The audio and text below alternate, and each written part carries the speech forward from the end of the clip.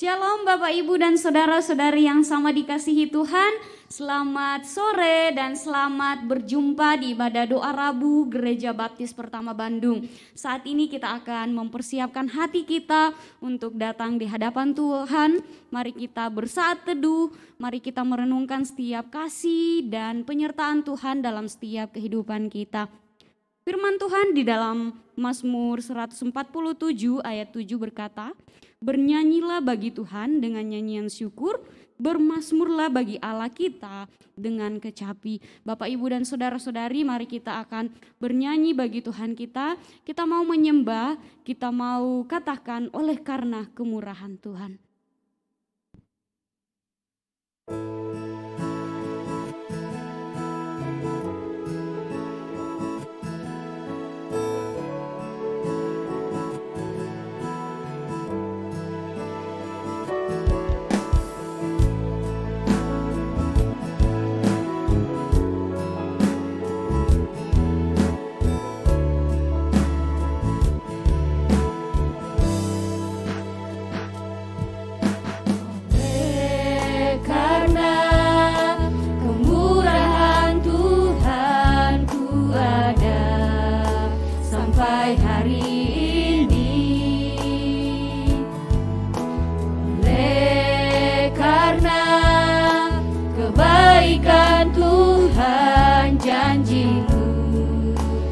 Jadi bagiku, ku sembah Kau Tuhan, ku mengangkat tanganku, selamanya Kau ajaib bagiku. Ku sembah Kau Tuhan, ku mengangkat wajahku, selamanya Kau hebat.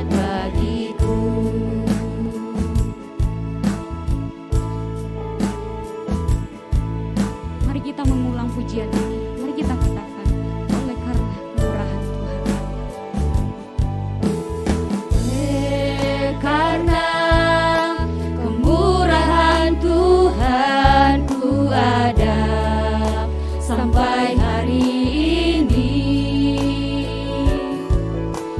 Oleh karena kebaikan Tuhan, janji-Mu terjadi bagiku.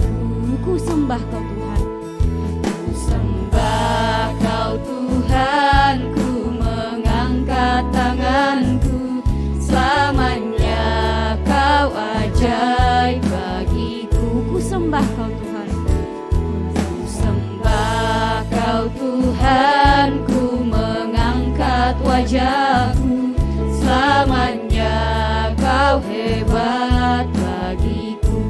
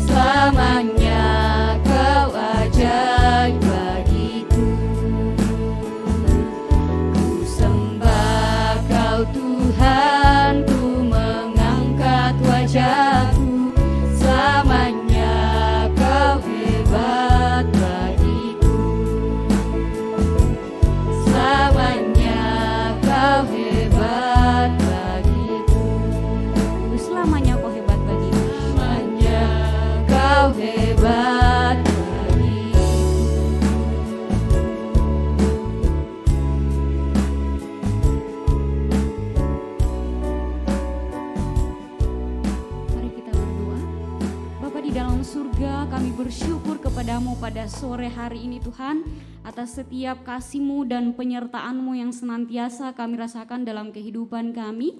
Pada sore hari ini Tuhan, kami boleh datang untuk memuji, untuk menyembah Engkau ya Bapa. Biarlah Tuhan yang terus menolong dan menyertai kehidupan kami. Pada sore hari ini Tuhan, kami serahkan seluruh rangkaian ibadah kami pada sore hari ini, dari awal, pertengahan hingga kami akhiri. Biarlah Tuhan yang terus menolong dan menyertai. Terima kasih Bapa yang baik. Inilah doa kami Tuhan, kami serahkan semuanya ke dalam tangan-Mu. Dalam nama Tuhan Yesus kami berdoa dan bersyukur. Haleluya. Amin. Bapak, Ibu, dan saudara-saudari yang sama dikasihi Tuhan, saat ini kita akan mempersiapkan hati kita untuk menyambut kebenaran firman Tuhan. Namun sebelumnya kita mau nyanyikan pujian, Kekuatan Hatiku.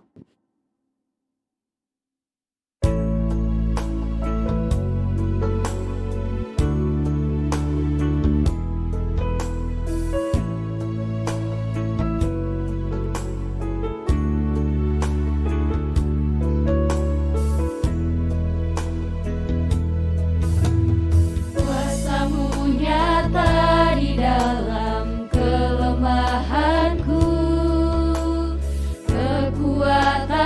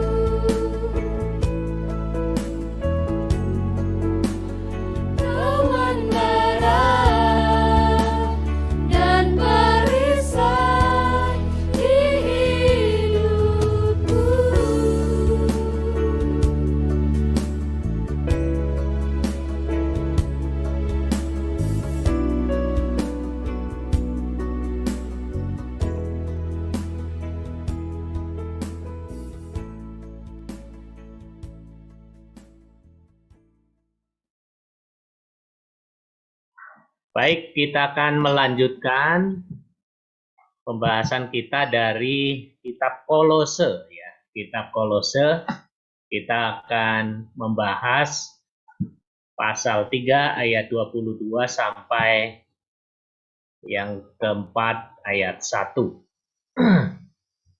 Nah, kita akan belajar, ini sebenarnya masih berkaitan dengan pelajaran minggu lalu ya. Minggu lalu bicara tentang keluarga, tentang suami istri, orang tua dan anak ya. Hubungan-hubungan dalam keluarga ini penting. Tetapi selain dalam keluarga, pasti juga ada hubungan lain ya. Ada tuan dan hamba, baik tuan dan hamba dalam keluarga maupun dalam keluarga gereja ya, keluarga Kristen.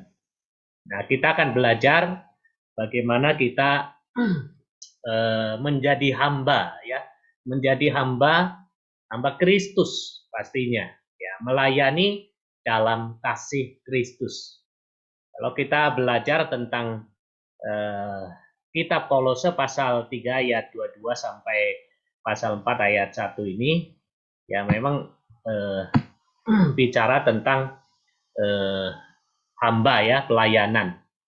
Saya ingat akan Roma 12 ayat 11, janganlah hendaknya kerajinanmu kendor, biarlah rohmu menyala-nyala dan layanilah Tuhan. Pastinya setiap orang percaya, orang Kristen, dia dipanggil ya, dipanggil untuk melayani Tuhan ya, menjadi hamba Tuhan. Hamba Tuhan bukan saja bicara tentang pendeta atau yang menyampaikan firman Tuhan, tetapi karena kita sudah diselamatkan di dalam Tuhan Yesus, kita patut mengasihi dan melayani Tuhan pastinya. Dan supaya kita terus memiliki semangat ya, janganlah hendaknya kerajinanmu kendor, biarlah rohmu menyala-nyala dan layanilah Tuhan. Kita melayani Tuhan dalam ibadah, melayani Tuhan dalam aspek-aspek kehidupan kita. Nah, secara khusus kita akan belajar dari Kolose pasal 3 ayat 22 sampai pasal 4 ayat 1. Hai hamba-hamba, taatilah Tuanmu yang di dunia ini dalam segala hal. Jangan hanya di hadapan mereka saja untuk menyenangkan mereka, melainkan dengan tulus hati karena takut akan Tuhan. Apapun juga yang kamu perbuat, perbuatlah dengan segenap hatimu, seperti untuk Tuhan, dan bukan untuk manusia. Kamu tahu bahwa dari Tuhanlah kamu akan menerima bagian yang ditentukan bagimu sebagai upah. Kristus adalah Tuhan dan kamu hamba-hambanya. Barang siapa berbuat kesalahan, ia akan menanggung kesalahannya. Kesalahannya itu karena Tuhan tidak memandang orang. Hai tuan-tuan, berlakulah adil dan jujur terhadap hambamu. Ingatlah kamu juga mempunyai Tuhan di sorga. Ya, kalau kita belajar hubungan hamba-hamba dan Tuhan ini sama seperti kemarin kita membahas tentang hubungan suami istri ya. Jadi suami istri Kristen ya, hamba dan tuan, hamba dan tuan Kristen ya. Tentunya ketika kita bicara tentang Kristen itu bicara tentang Kristus ya. Jadi sama seperti Kristus mengasihi jemaat dan berkorban untuk jemaatnya, demikian juga suami mengasihi istri ya. Demikian juga hubungan dengan tuan-tuan dan hamba-hamba di dalam konteks Kristen, orang-orang yang sudah ditebus, baik dia dalam kedudukan sebagai tuan maupun mereka yang dalam kedudukan sebagai hamba-hamba, pelayan-pelayan, semua punya kedudukan yang sama ya di dalam Kristus. Mereka sudah mengalami kasih Tuhan, mereka sudah mengalami anugerah Tuhan, dan semua memandang kepada ketaatan Kristus ya, ketaatan Kristus di dalam menjalankan tugas, tanggung jawab dan panggilan hidupnya. Nah, kita akan belajar dari bagian ini di dalam ayat 22, hai hamba-hamba, taatilah Tuhanmu yang dalam dunia ini dalam segala hal. Ya, jangan hanya di hadapan mereka saja untuk menyenangkan mereka, melainkan dengan tulus hati karena takut akan Tuhan. Nah, seorang hamba dia diminta ini nasihat, tapi juga satu perintah yang penting dalam tugas tanggung jawab ya, khususnya bagi hamba ya. Seorang hamba dia punya kewajiban mentaati tuannya dalam segala hal ya. Mentaati tuannya dalam segala hal. Kalau kita bicara tentang ketaatan, tidak bisa dilepaskan dari ketaatan kasih ya. Ketaatan kasih. Memang ada orang-orang yang taat karena takut ya. Taat karena takut ya. Taat karena takut dihukum, taat karena takut ya, kalau hamba ya tidak mengerjakan tugasnya ya nggak dapat haknya. Tapi sebenarnya kalau bicara hamba dalam konteks zaman itu, hamba tidak punya hak juga ya. Jadi seorang hamba dia harus taat dalam segala hal. Dan bagi hamba-hamba Kristus, hamba-hamba Kristen, dia perlu ya ketaatannya didasarkan kepada ketaatan kasih. Pada zaman dulu ini ada apa namanya ya, kapal atau ya kapal. Kapal biasanya digerakkan oleh mesin. Pada zaman modern ada mesin, ada pakai bahan bakar. Tapi kalau zaman dulu kapal-kapal seringkali digerakkan oleh hamba-hamba ya, oleh budak-budak. Jadi budak-budak inilah yang menggerakkan apa ya, dayung ya, dayung, dan itu di sebelah kiri kapal itu banyak dayung ya. Jadi dayung. Jadi setiap budak dia pegang dayung dan mengayuh ya, seperti sepeda mengayuh tapi pakai dayung. Jadi budak-budak ini mampu menggerakkan kapal ini ya. Kadang-kadang ya mereka harus melakukan ya, taat melakukan, diawasi oleh mandor-mandor ya, oleh mandor-mandor, pengawal-pengawal, dan mereka bisa melakukan sesuatu. Nah, ada ketaatan yang karena takut, ada ketaatan yang karena terpaksa ya. Ya, kalau mereka tidak melakukan pasti mendapat hukuman dan sebagainya. Tetapi Rasul Paulus dalam surat kepada jemaat di Kolose mengingatkan kepada jemaat ya, khususnya mereka yang dalam kedudukan posisi sebagai hamba, sebagai pelayan, untuk bertanggung jawab menjalankan panggilannya dalam ketaatan kasih ya. Hai hamba-hamba, taatilah Tuhanmu yang dalam dunia ini dalam segala hal. Jangan hanya di hadapan mereka untuk menyenangkan mereka, melainkan dengan tulus hati karena takut akan Tuhan. Jadi ini kunci ya, kunci tadi ya, dari ketaatan kasih ya. Kalau kita menaati Tuhan di dalam dunia ini, menaati dalam segala hal. Kenapa dalam segala hal ya? Tentunya konteks hamba pada zaman itu ya, dia tidak punya hak apa-apa ya. Dia tunduk kepada tuannya. Tuannya mau melakukan apapun ya, seorang hamba tidak punya hak ya. Jadi dalam segala hal apa yang diminta oleh tuannya ya harus dilakukan. Tapi yang menarik, kenapa Rasul Paulus menasehati supaya hamba-hamba ini menaati ya, melakukan dengan takut akan Tuhan ya. Bukan takut kepada tuannya ya, walaupun mungkin tuannya bengis, tetapi takut akan Tuhan. Nah, ini sangat penting ketika kita memikirkan tentang rasa takut akan Tuhan. Itu bicara rasa hormat, melakukan dengan hormat ya, dengan sungguh-sungguh mengakui Tuhan yang menempatkan hamba-hamba ini dalam tempat di mana Tuhan mereka harus dilayani ya, bekerja pada tuannya. Kalaupun tuannya itu bengis ya atau jahat ya, kadang-kadang ada tuan-tuan yang jahat. Dan konteks para budak sekali lagi menghadapi tuan-tuan yang kejam, hatinya penuh amarah, dan segala yang dilakukan seringkali dilakukan karena takut. Ya. Dan sikap yang demikian cenderung tidak taat kalau tidak ada pengawasan ya.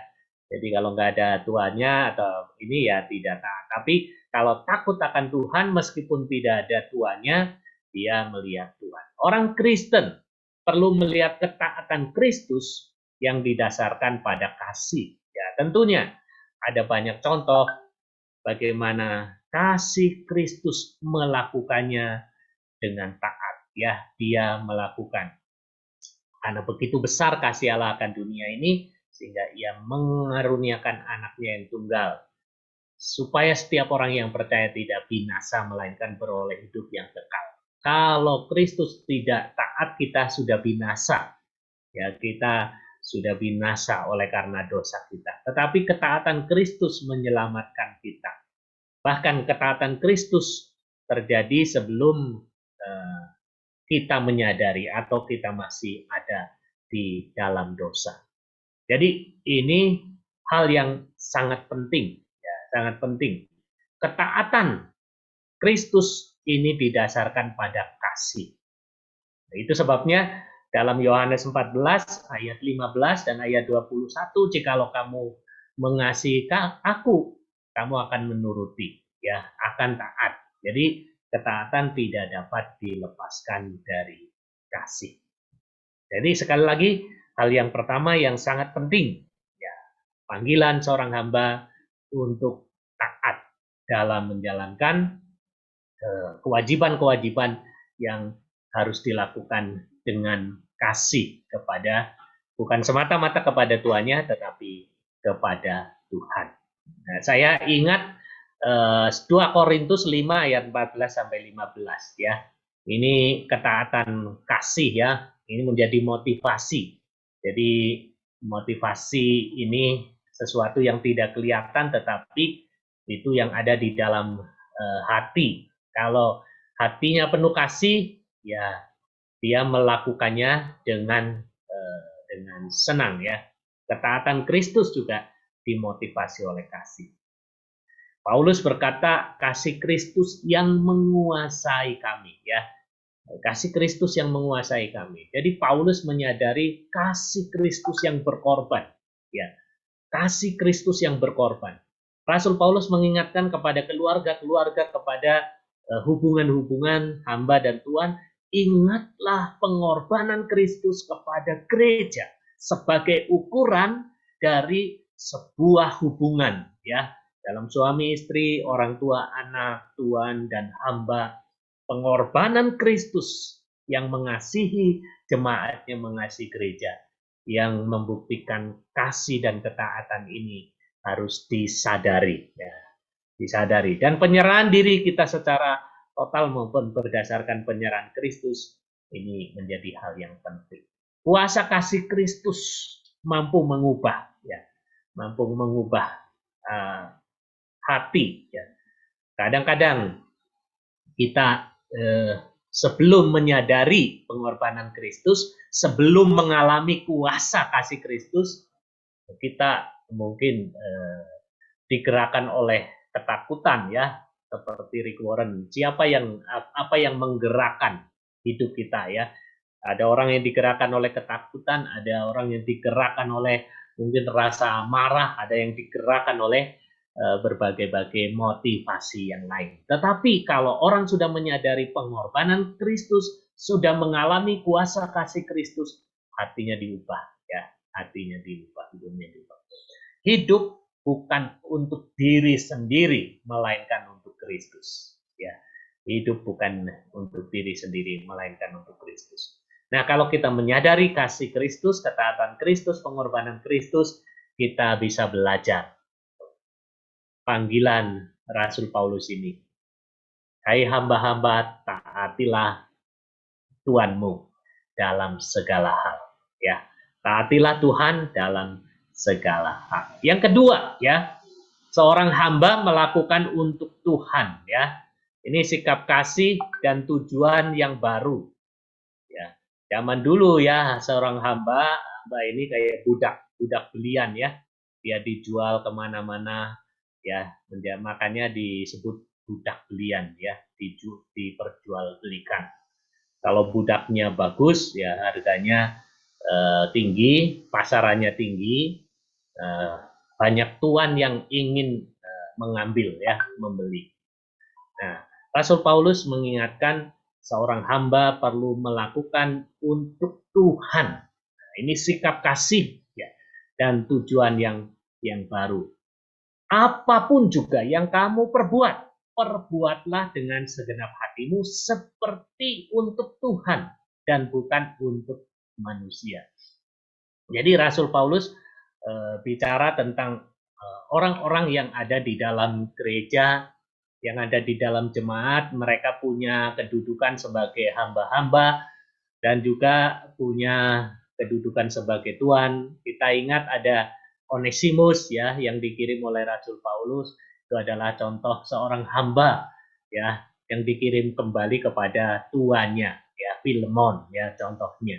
Jadi Rasul Paulus mengingatkan, kalaupun kamu menjadi hamba, kamu harus menjadi hamba untuk Tuhan, untuk memuliakan Tuhan, melakukan segala sesuatu karena Tuhan. Tuhan yang menempatkan dan Tuhan yang memberikan hak istimewa ya. Dan perlu memiliki sikap ya, sikap.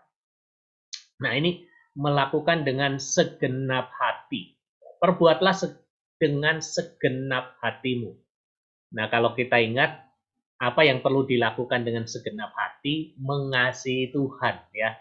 Kasihlah Tuhan Allahmu dengan segenap hatimu ya. Jadi ketika kita melakukan tugas panggilan sebagai hamba dalam pelayanan, kita sebenarnya sedang mengasihi Tuhan ya, melakukan dengan segenap hati, bukan untuk manusia ya. Jadi melainkan untuk Tuhan. Nah, ini makna yang begitu dalam. Ini bicara bukan hanya pelayanan kepada manusia, tetapi panggilan, pelayanan dan tugas hidup kita sesungguhnya adalah panggilan Tuhan. Dimanapun Tuhan menempatkan kita dalam pekerjaan, dalam pelayanan, dalam tugas, Tuhan sedang memanggil kita untuk menjalankan panggilan Tuhan. Ya, kita sedang melayani Tuhan, menunjukkan Tuhan di dalam kehidupan kita, supaya Tuhan yang dipermuliakan. Jadi sekali lagi ya, walaupun tuannya bengis ya, walaupun tuannya jahat, walaupun tuannya mungkin tidak peduli ya, walaupun tidak dihargai, tetapi seorang hamba di dalam Kristus, dia perlu memiliki sikap kasih dan tujuan yang baru, yaitu melayani Tuhan. Sama seperti Kristus sudah berkorban mengasihi kita, kita perlu belajar untuk melayani. Apapun yang kita lakukan adalah pantulan kasih Kristus melalui dan dalam kehidupan kita. Kristus akan terlihat dalam kehidupan hamba yang taat dan melakukan dalam kasih.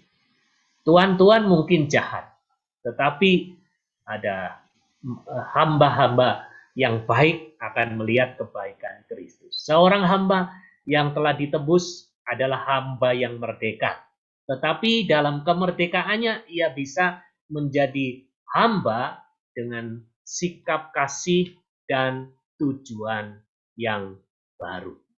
Jadi ini sangat penting ya. Seorang hamba yang telah ditebus adalah orang merdeka. Kita adalah hamba-hamba Kristus yang sudah ditebus oleh Kristus Itu sebabnya kita adalah orang-orang merdeka.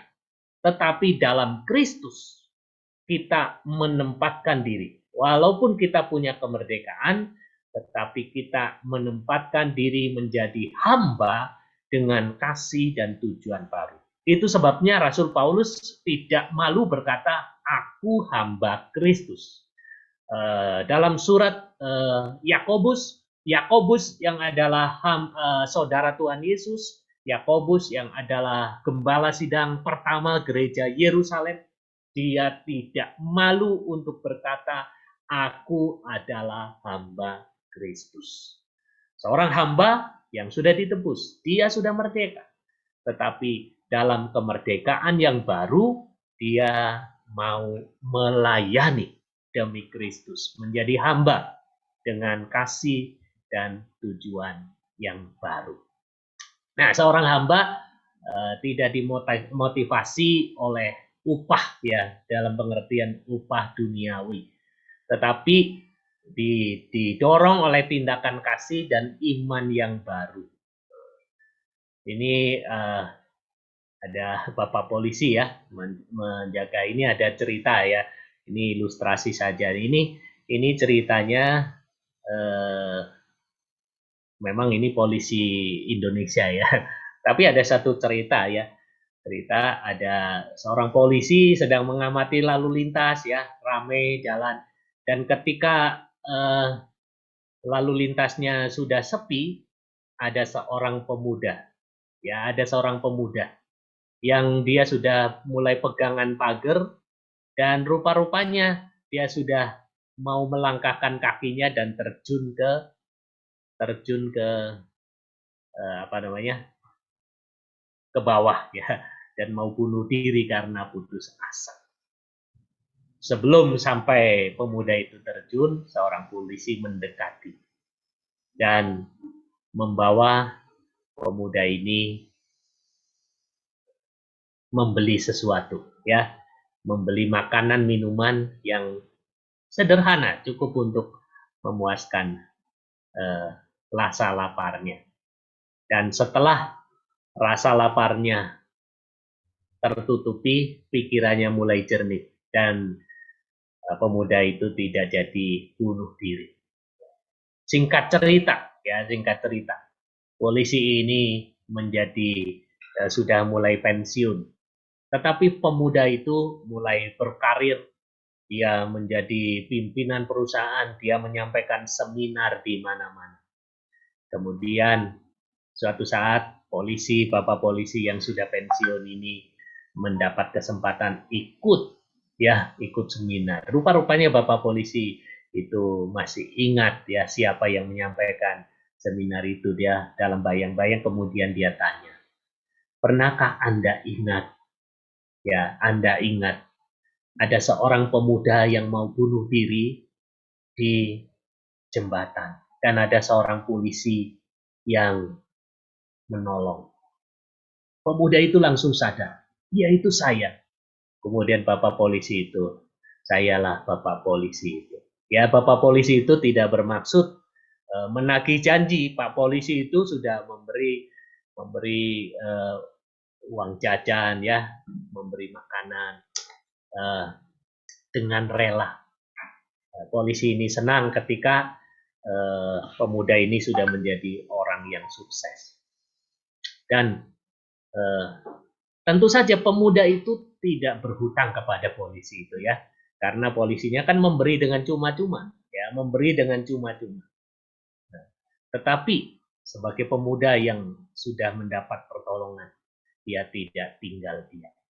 Dia ingin menyatakan tindakan kasih. Tindakan kasih itu diwujudkan dengan banyak melakukan apa yang harus dia lakukan. Menolong orang lain dan melakukan panggilannya. Seorang hamba, dia tidak dimotivasi oleh upah duniawi, tetapi dimotivasi oleh karena kasih Kristus yang sudah memenuhi kehidupannya. Kamu tahu bahwa dari Tuhanlah kamu akan menerima bagian yang ditentukan bagimu sebagai upah. Kristus adalah Tuhan dan kamulah hambanya. Kalau Kristus sudah memberikan segalanya, nyawanya, dan pengorbanannya, dan kita menjadi hamba Kristus. Bukan karena upah yang kita kejar, tetapi karena kasih yang kita alami. Barang siapa berbuat kesalahan, ia akan menanggung kesalahannya itu, karena Tuhan tidak memandang muka. Jadi ini menjadi peringatan ya. Kalau kita punya Tuhan, ya memang dia Tuhan yang mengasihi dengan luar biasa. Pengorbanannya tidak terukur, ketaatannya tuntas. Tetapi kita tidak bisa meremehkan pengorbanan Tuhan. Tanggung jawab dan kehidupan kita perlu dipertanggungjawabkan kepada Tuhan. Karena itu inilah panggilan menjadi hamba Kristus. Bukan semata-mata hamba dunia dan hamba manusia. Kita mengharapkan upah dari Kristus. Lebih tepatnya, kita sudah mengalami banyak berkat dari Tuhan Yesus dan Tuhan mau memakai hidup kita menjadi berkat. Karena itu, Rasul Paulus mengingatkan kita bertanggung jawab kepada Kristus, bukan kepada manusia.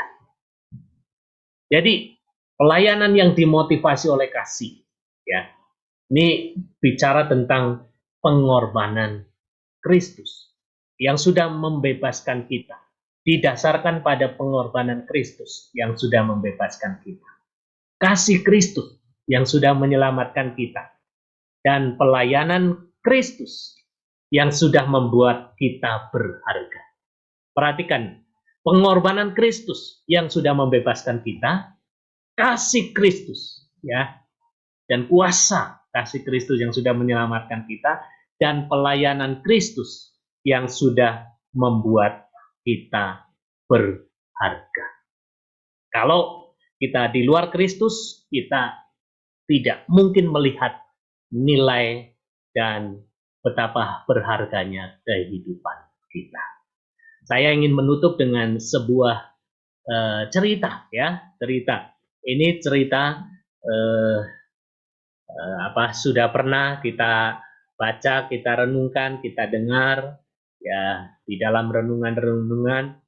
Pada tahun 1807, ya, tahun 1800-an, ada seorang yang bernama William Wilberforce. Ya, William Wilberforce ini dia menyusuri pasar budak. Ya, pasar budak hendak membeli budak. Jadi ketika Wilberforce, ya, Bapak William ini mau membeli budak, dia masuk ke pasar budak,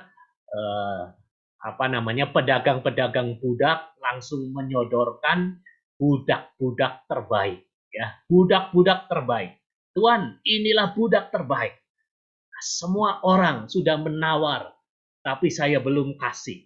Ini untuk Tuan William, kalau Tuan mau. Tapi Tuan William bilang, saya mencari budak yang paling buruk. Ini aneh, Bapak William mencari budak yang paling buruk. Kemudian ada seorang pedagang budak menyodorkan, inilah budak yang paling garang. Inilah budak yang paling garang. Wah, jadi ketika melihat sepintas saja Bapak William langsung setuju. Inilah budak yang saya cari. Jadi Bapak William membayar dengan harga yang telah ditentukan dan membawa budak itu pulang. Ya, ketika sampai di rumah, budak ini mengancam, saya akan menghancurkan rumah ini. Saya akan memporak-porandakan barang-barang di rumah ini. Saya tidak percaya kepada Tuhan. Jadi, sudah menunjukkan perlawanan. Jadi ini namanya budak sudah dibeli tetapi sudah menantang tuannya. Tetapi Bapak William Wilberforce ini dengan tersenyum dan dengan sabar mendekati budak itu dan menyodorkan surat kepada budak itu. Dan ketika Bapak William menyodorkan sebuah surat, dia berkata, inilah surat pembebasanmu. Sekarang kamu orang merdeka. Saya sudah membeli kamu, kamu itu milikku. Tetapi saya membeli kamu supaya kamu bebas. Inilah surat pembebasan. Ketika kamu memegang surat ini, tidak ada satu orang pun yang akan memperjualbelikan kamu. Silahkan, kamu boleh pergi karena kamu orang bebas. Wah, budak yang garang ini langsung senang sekali. Dia pergi tanpa pamit, ya, tanpa basa-basi, tanpa berterima kasih, langsung, ore, saya sudah bebas. Saya bukan budak lagi. Kemudian dia pergi di jalan-jalan. Sebentar kemudian si budak ini kebingungan.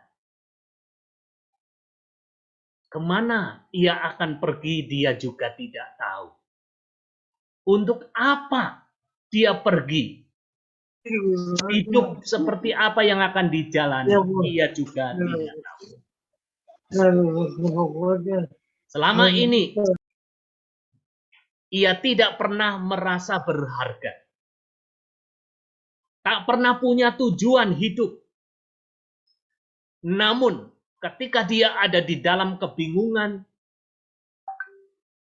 dia merasakan kasih dari seorang yang menganggapnya berharga, yaitu Tuan William. Seorang yang menghargai hidupnya, seorang yang rela membayar mahal untuk hidupnya, dan sudah membebaskan hidupnya. Dalam kesadaran itu, seorang budak ini kembali kepada Tuan William. Dan dia pulang ke rumah Tuan William, kemudian dia berkata, Tuan, Anda telah membeli saya dengan lunas. Sekarang izinkan saya melayani Tuan di rumah ini seumur hidup saya. Tidak ada yang lebih berharga kecuali hidup saya sudah dihargai oleh Tuhan dan sudah dibebaskan.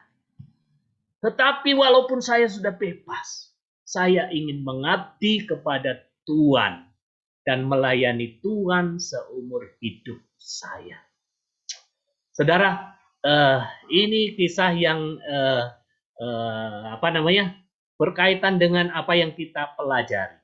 Tuhan Yesus sudah membebaskan kita, menyelamatkan kita, memberi harga, ya, menganggap harga kita menjadi anaknya, kita menjadi miliknya.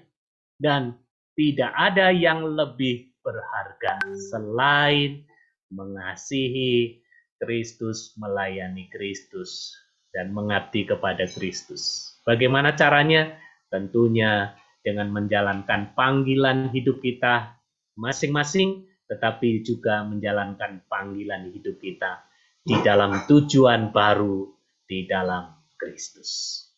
Biarlah ini menolong kita ketika kita merenungkan pengorbanan Kristus bukan hanya untuk suami, untuk istri, untuk anak-anak, tetapi untuk setiap orang percaya, supaya kita bisa merasakan kasih dan melayani dengan kasih.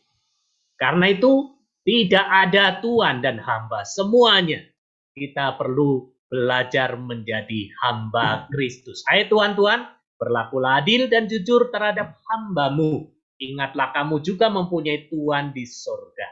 Jadi kita semua perlu memiliki panggilan menjadi hamba-hamba Kristus dan melayani Kristus, menyatakan kasih Kristus. Mari kita tunduk kepala, kita berdoa.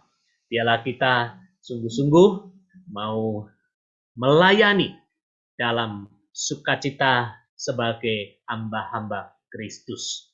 Di dalam kasih yang baru, di dalam iman dan tujuan yang baru. Sebagai orang-orang yang merdeka, tetapi yang menundukkan diri untuk menjadi hamba-hamba Kristus. Mari kita berdoa. Bapa, terima kasih Ketika kami merenungkan firman-Mu, kami diingatkan dan dihargai sebagai hamba-hamba Kristus.